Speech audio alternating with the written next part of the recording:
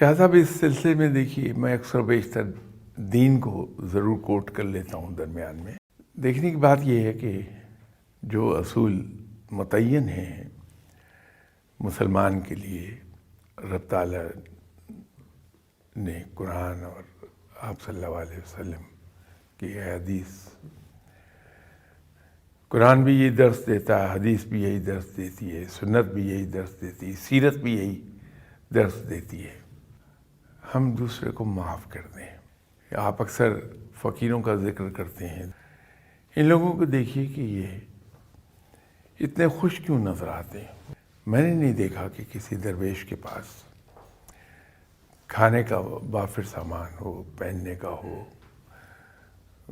کوئی محل نما گھر میں رہتا ہو، لیکن اس کے باوجود وہ بے تحاشا خوش ہوتے ہیں. اس کے پیچھے ایک دو تین پرنسپل کام کر رہے ہوتے ہیں. وہ یہ کہ انہیں کسی سے گلہ شکوہ اور شکایت نہیں ہوتی، حالانکہ انسان ہے وہ. ٹھیک ہے.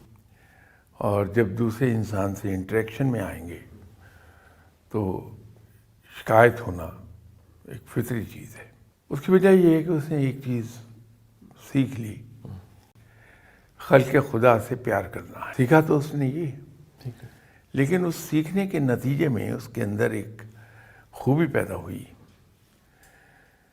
کہ اس نے ہر شخص کو جیسا وہ ہے ویسا قبول کرنا شروع کیا. دوسرا اس نے ایک کام یہ کیا کہ وہ ایک پرنسپل پر چلا گیا. میرا کسی پر کوئی حق نہیں ہے، لیکن دوسروں کے سب کے میرے اوپر حق ہیں. کہ اس نے دوسروں سے توقعات وابستہ نہیں کی، لیکن اس تگودو میں لگا رہا کہ دوسروں کو جو مجھ سے توقعات ہیں میں ان پر کسی نہ کسی طرح پورا اتروں. تو یوں گلے شکوے شکایتیں درمیان سے نکل گئی.